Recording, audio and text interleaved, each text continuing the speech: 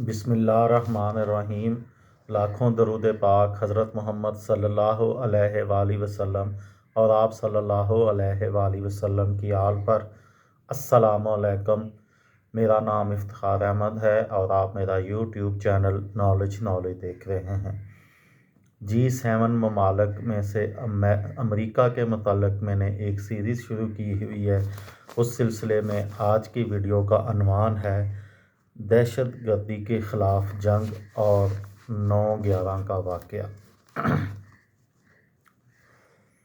11 ستمبر 2001 کو 4 ہوائی جہازوں کو اغوا کر لیا گیا بقول امریکہ کے۔ 2 جہازوں کو نیو یارک شہر میں ورلڈ ٹریڈ سینٹر کے جڑواں ٹاوروں سے ٹکرا دیا گیا اور تیسرا جہاز پینٹاگون، جو کہ امریکی وزارت دفاع کا دفتر ہے، پینٹاگون واشنگٹن DC میں، اس سے ٹکرا کر تباہ کر دیا گیا۔ چوتھا ہوائی جہاز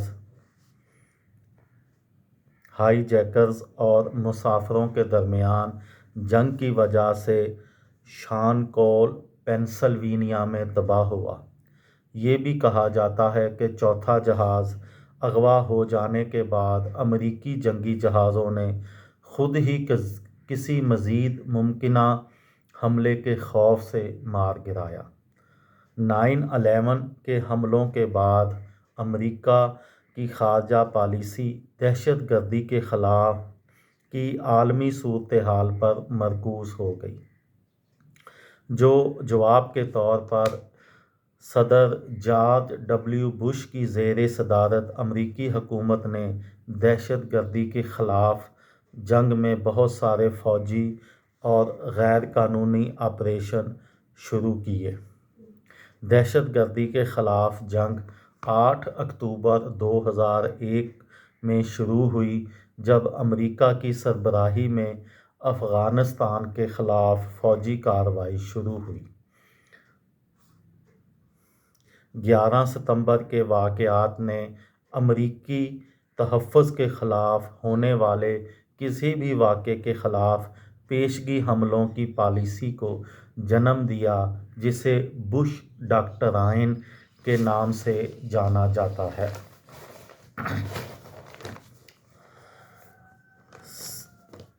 صدر جارج بش نے قوم سے خطاب کے دوران شمالی امریکہ، عراق، ایران کو برائی کا محور قرار دیا اور بتایا کہ یہ ممالک امریکہ اور اس کے اتحادیوں کے خلاف بڑا خطرہ ہیں۔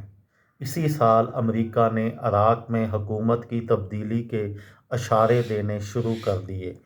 اقوام متحدہ کی کئی قراردادوں کی ناکامی اور صدر صدام حسین کی طرف سے ہتھیار ڈالنے سے انکار کے بعد امریکہ اور اس کے اتحادیوں نے مارچ 2003 میں عراق پر حملہ کر دیا۔ اس حملے کے جواز کے طور پر امریکی حکومت نے کہا کہ عراق کے پاس وسیع پیمانے پر تباہی پھیلانے والے ہتھیاروں کا ذخیرہ ہے اور یہ ایٹمی ہتھیاروں کے حصول کے لیے تگ و دو کر رہا ہے۔ جنگ کے بعد بہت کم مقدار میں غیر ایٹمی ہتھیاروں کے چند ذخیرے ہی ملے اور اس کے بعد امریکی حکومت نے اقرار کیا کہ انہوں نے غلط جاسوسی اطلاعات پر حملہ کیا تھا۔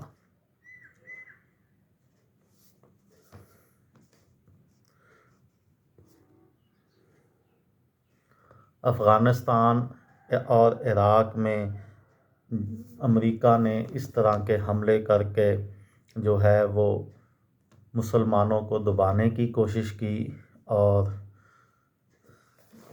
دہشت گردی کی اور امریکہ کا یہ کہنا تھا اس وقت میں کہ 9/11 سے پہلے کی دنیا اور 9/11 سے بعد کی دنیا میں فرق ہے۔ یہ تھی میری آج کی ویڈیو۔ کسی دوست کو، کسی بھائی کو، کسی بہن کو فائدہ ہو تو مجھے دعاؤں میں یاد رکھیے گا۔